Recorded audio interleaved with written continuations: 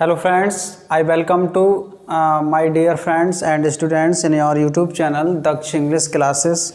Friends, we will discuss about the important topic time and tense, that is continue.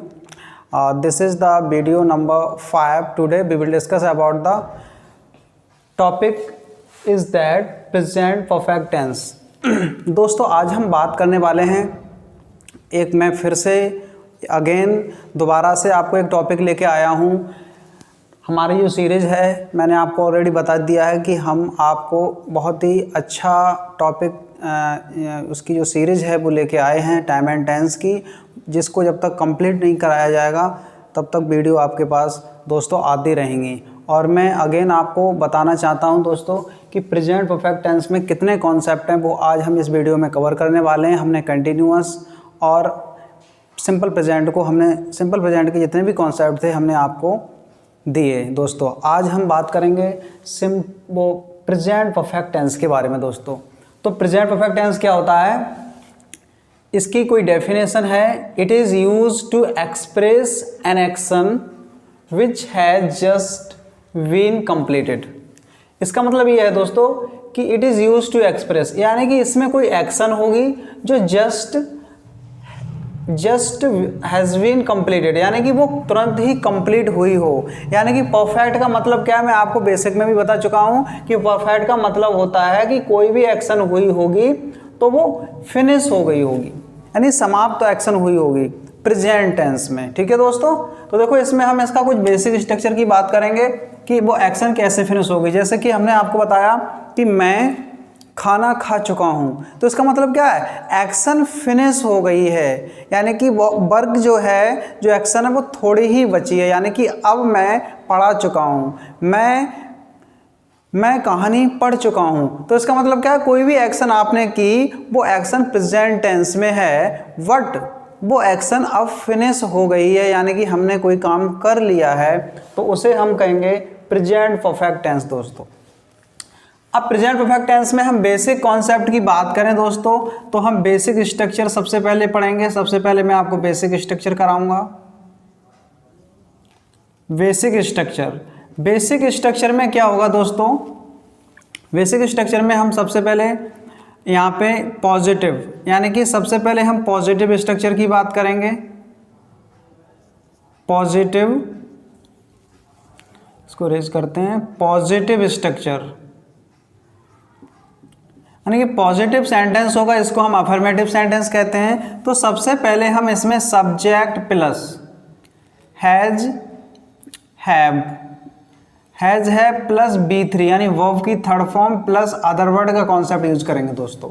अब देखो इसको समझना है, मैं आपको पहले बता चुका हूं कि यदि आपका सब्जेक्ट सिंगुलर है तो आप है तो सिंगुलर ही वर्ब लगाएंगे, और सब्जेक्ट यदि आपका प्लूरल है तो आप प्लूरल वर्ब का यूज करेंगे। यानी आपका यदि सब्जेक्ट सिंगुलर है, सिंगुलर में क्या क्या आता है, मैं एक बार आपको फिर से एक्सप्लेन कर दूं कि अगर आपका सब्जेक्ट सिंगुलर है, यदि आपका सब्जेक्ट सिंगुलर है यानी कि सब्जेक्ट यहाँ पे ही, सी या कोई सिंगुलर नाउन है, नाउन जैसे यहाँ पे हमने बॉय गर्ल, ठीक है, स्टूडेंट, ये यहाँ पर आपका सब्जेक्ट सिंगुलर है, तो आप जो वर्ब का यूज करेंगे वो हैज का यूज करेंगे। और यदि सब्जेक्ट आपका प्लूरल है, जैसे यहाँ प्लूरल में हम आई की बात करें तो आई थर्ड पर्सन, वो फर्स्ट पर्सन सिंगुलर है, लेकिन आई के साथ हैव का यूज करेंगे तो हम यहाँ पर आई को प्लूरल में मान लेते हैं। आई वी यू दे। अब यहाँ पे क्या, अब यहाँ प्लूरल नाम ले लेते हैं, तो यहाँ पे बॉय का हो जाएगा बॉयज, और गर्ल का हो जाएगा गर्ल्स, और स्टूडेंट का हो जाएगा स्टूडेंट्स। यानी दोस्तों यहाँ पर प्लूरल हो गया। जब आपका सब्जेक्ट प्लूरल तो आप हैव लगा सकते हैं। मैंने आपको दोस्तों एक कॉन्सेप्ट और भी दिया था कि किसी भी वर्ब, चाहे वो वर्ब चाहे एक्सिलरी वर्ब हो, चाहे वो मेन वर्ब हो, उसके लास्ट में एस लगा होगा तो वो वर्ब सिंगुलर होगी। तो यहाँ पे हमने he has, she has, boy has, girl has, student has लगा सकते हैं। यदि हमारा सब्जेक्ट प्लूरल है, I have, we have, you have, they have, उसके बाद हम बी थ्री का यूज कर सकते हैं, तो वो हमारा स्ट्रक्चर हो जाएगा पॉजिटिव स्ट्रक्चर। और परफेक्ट टेंस में क्या होता है दोस्तों, परफेक्ट टेंस में कोई भी एक्शन होगी तो वो एक्शन आपको फिनिश हो जाएगी, यानी कि वो एक्शन जस्ट ही फिनिश हुई होगी। जैसे यहाँ पे हम एग्जांपल लेते हैं, हमने यहाँ पे लिखा he has eaten food, he has eaten food. अब किसका मतलब क्या है, तो ही हैज का मतलब सब्जेक्ट सिंगुलर, तो ईटन हमने वर्ब की थर्ड फॉर्म लगा दी। अब फूड, अब इसकी हिंदी क्या निकलेगी, तो इसकी हिंदी अगर हैज हैव के बाद में बी थ्री हो तो इसकी हिंदी निकालना चुका है, यानी कि कोई काम हो गया है, चुका है, चुकी है, चुके हैं, या फिर यहाँ पे कोई काम हो गया है, लिया है, दिया है, यानी कि आपका कोई भी एक्शन फिनिश हो गया है। जैसे मैं पढ़ा चुका हूँ, हमने खाना खा लिया है, इस तरह से तो ही हैज ईटन फूड, इसका मतलब है वह खाना खा चुका है। अब देखो ही क्या है, मेल है, तो वह खाना खा चुका है। अब मैं यहाँ पे लिख दूँ she has eaten food, she has eaten food, तो इसका मतलब क्या होगा, वह खाना खा चुकी है, क्योंकि सी आता है फीमेल में और थर्ड पर्सन सिंगुलर है, तो यहाँ पे हैज का यूज किया है। तो यहाँ पे सी हैज ईटन फूड, यानी वह खाना खा चुकी है। यदि हम प्लूरल में लें तो यहाँ पे प्लूरल में हो जाएगा यू हैव। अब यू प्लूरल है तो यहाँ पे हैव हो गया, you have gone to college, यहाँ पे you have gone to college, तो इसमें क्या है, you have gone to college, यानी तुम कॉलेज जा चुके हो, यानी कि तुम कॉलेज जा चुके हो। ठीक है, यहाँ पे हमने ले लिया we have won the match, we have won the match, we have won the match, तो इसका मतलब क्या है दोस्तों, हम मैच जीत चुके हैं। तो इसका मतलब क्या है कि आपने कोई भी काम किया, एक्शन की, वो एक्शन फिनिश हो गई है।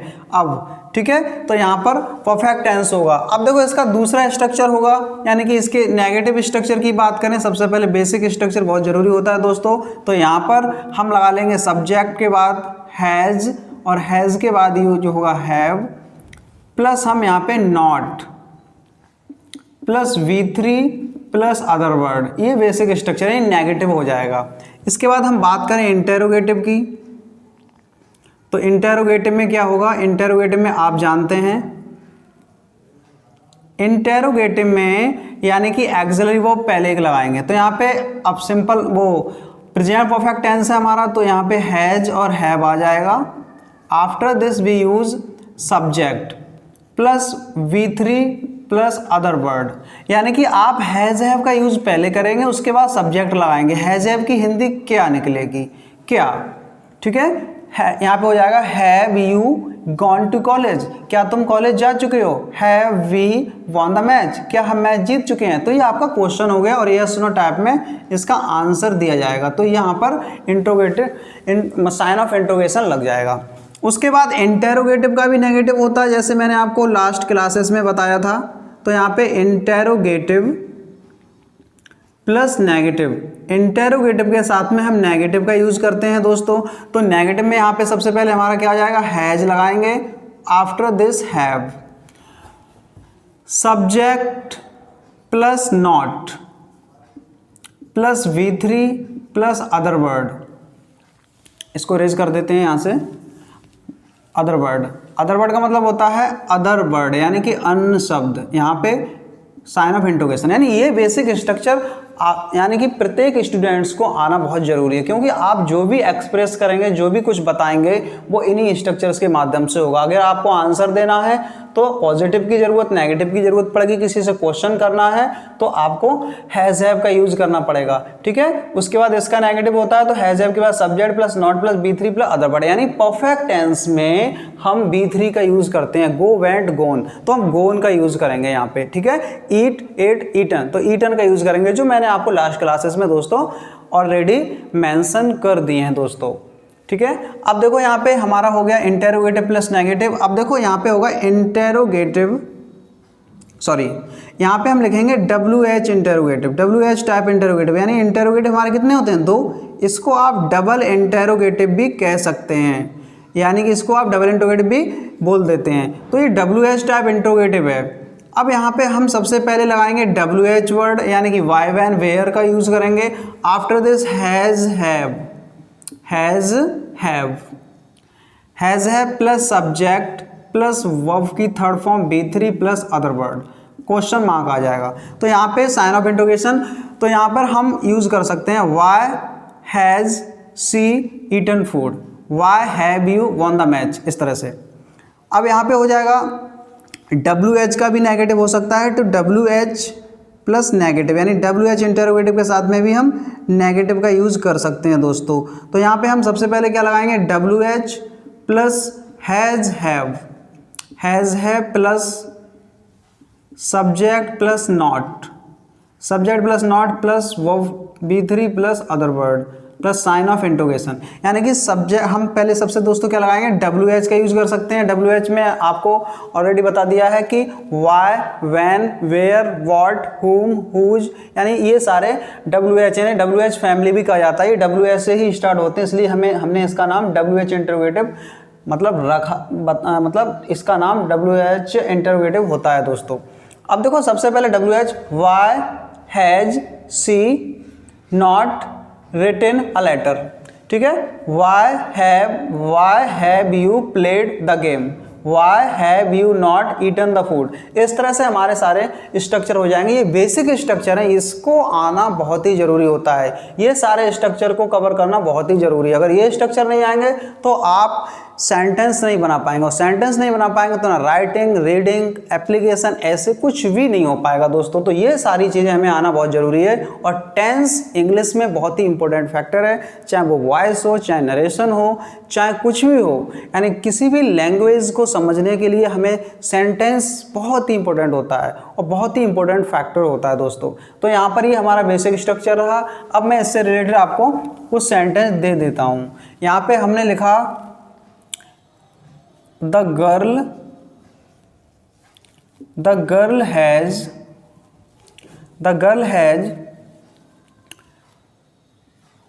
taken tea। दोस्तों यहाँ पे हम टेकन के स्थान पे हैड का भी यूज कर सकते हैं, क्योंकि हैव का मतलब दोस्तों अलग अलग होता है। ये मैं एक इस पे अलग वीडियो बनाने वाला हूँ। हैव का मतलब रखना, हैव का मतलब पीना, और हैव का मतलब खाना। तो यहाँ पे हैड यानी the girl has had T भी लगा सकते हैं, क्योंकि हैड का मतलब पीना, खाना और रखना होता है। तो इस पे मैं एक नेक्स्ट में वीडियो दोस्तों आपको बना दूंगा, इसमें हैज़ हैव हैड के यूज़ से बहुत ही इंटरेस्टिंग वीडियो होगी वो। तो यहाँ पे the girl has taken T लगा सकते हैं, the girl has had T लगा सकते हैं। अब हमें इसका नेगेटिव बनाना है, तो क्या होगा, द गर्ल, यहाँ पे हम हैज़ नॉट या हैज़ंट का यूज़ कर सकते हैं। The girl has not taken T का यूज यहाँ कर सकते हैं, दिख रहा है ना। अब यहाँ पे हो जाएगा, अब इसका इंटेरोगेटिव होगा, तो इंटेरोगेटिव में क्या होगा, यहाँ पे हैज़ का यूज करेंगे। Has the girl taken T, has the girl taken T. दोस्तों मैं आपके लिए सीक्वेंस वाइज सारे टॉपिक्स कवर कराने वाला हूं और करा रहा हूं। यहाँ पर हम नॉलेज के लिए पढ़ रहे हैं, किसी एडवर्टाइज के लिए नहीं दोस्तों। यहाँ पे मेरा आपका उद्देश्य है कि प्रत्येक स्टूडेंट को मैं यहाँ पे सीक्वेंस वे में इंग्लिश सिखाऊं, और मेरी कोशिश है कि सारे टॉपिक्स आपको इन्हें सीक्वेंस वे में दूं। सारे टॉपिक्स जो हैं उसमें जितने भी कॉन्सेप्ट है वो मैं आपको देने की कोशिश करता हूं दोस्तों। यहाँ पे तो has the girl taken T हो गया। अब यहाँ पे हमें लगाना है इंटेरोगेटिव प्लस नेगेटिव में, तो has the girl taken T, has the girl not का यूज होगा, has the girl not taken T. इसका मतलब क्या होगा दोस्तों, क्या लड़की चाय पी चुकी है। यहाँ हो जाएगा वाई वैन वेयर कुछ भी लगा सकते हैं अकॉर्डिंग टू सेंस। तो why has the girl taken tea, यानी क्या लड़की चाय क्यों पी चुकी है, ठीक है। Where has the girl taken tea, लड़की चाय कहाँ पी चुकी है। When has the girl taken tea, लड़की चाय कब पी चुकी है, इस तरह से। How has the girl taken tea, लड़की चाय कैसे पी चुकी है। तो यानी कितने भी क्वेश्चन वर्ड का यहाँ पे यूज़ कर सकते हैं और इसकी हिंदी बीच में निकाल सकते हैं दोस्तों। तो यहाँ पे हमने उसके बाद में हम कह सकते हैं यहाँ पे why has the not taken tea, taken tea, taken tea, why has the girl not taken tea। तो इस तरह से हो जाएगा कि यहाँ पे लड़की चाय पी चुकी है, लड़की चाय नहीं पी चुकी है, क्या, यानी कि हैज से स्टार्ट होगा तो क्या, इंटरोगेटिव में, क्या लड़की चाय पी चुकी है, क्या लड़की चाय नहीं पी चुकी है। Why has the girl taken tea, लड़की चाय क्यों पी चुकी है, why has the girl not taken tea, लड़की चाय क्यों नहीं पी चुकी। इसका मतलब ये है कि हमें हिंदी निकालना भी बहुत ज़रूरी होता है, क्योंकि हमारी मदर टंग हिंदी है और हिंदी में ही हम सब कुछ सीखते हैं, तो उस हिंदी भी बहुत ही इंपॉर्टेंट हो जाती है। ठीक है, वैसे तो कॉन्सेप्ट हमारा इंग्लिश में ही अच्छा होना चाहिए, और जितना भी कॉन्सेप्ट सबसे ज़्यादा इंग्लिश को सरल सीखना है, ईजीएस्ट वे है, तो सबसे इंग्लिश के कॉन्सेप्ट को इंग्लिश में ही सीखें, बेटर रहेगा सबसे ज़्यादा। अब दोस्तों हमारा नेक्स्ट कॉन्सेप्ट है, नेक्स्ट कॉन्सेप्ट की बात करते हैं। यहाँ पर कुछ वर्ड होते हैं, जैसे कि मैं यहाँ पे लिखूँगा कुछ एडवर्ब है, टाइम एक्सप्रेसिंग एडवर्ब होते हैं, जैसे हमने यहाँ पे लिख सकते हैं एवर। उसके बाद में हम यहाँ पे नेवर, यहाँ पे ऑलरेडी, जस्ट,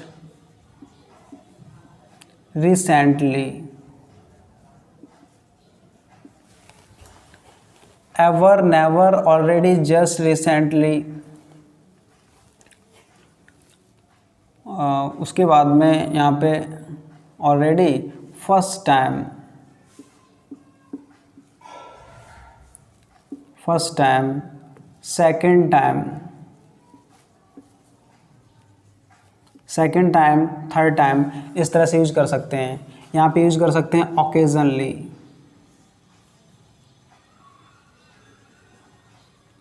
ओकेजनली लगा सकते हैं। यहाँ पे ऑलवेज का भी यूज किया जा सकता है।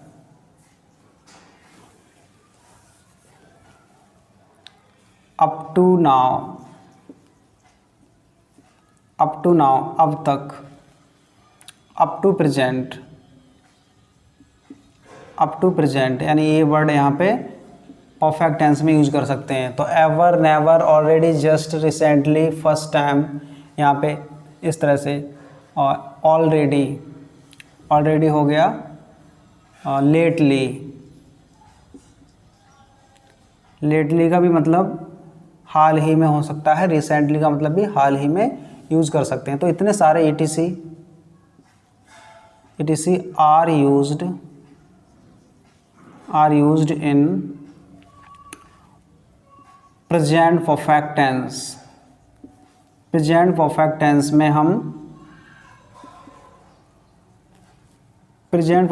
में हम इसका यूज कर सकते हैं, यानी कि एवर, नेवर, ऑलरेडी, जस्ट। ठीक है, जैसे यहाँ पे एग्जाम्पल लिख सकते हैं, you have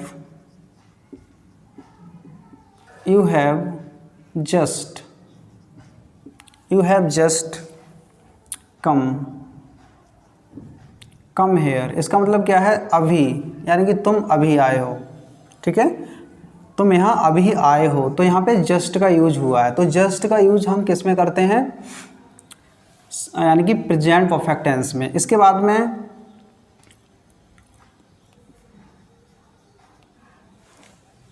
you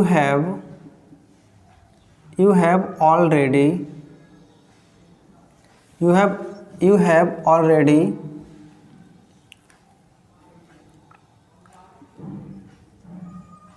reached there। तुम ऑलरेडी पहले से ही वहाँ पहुँच चुके हो। ठीक है, यहाँ पे और भी ले सकते हैं, यहाँ पे खोल दो।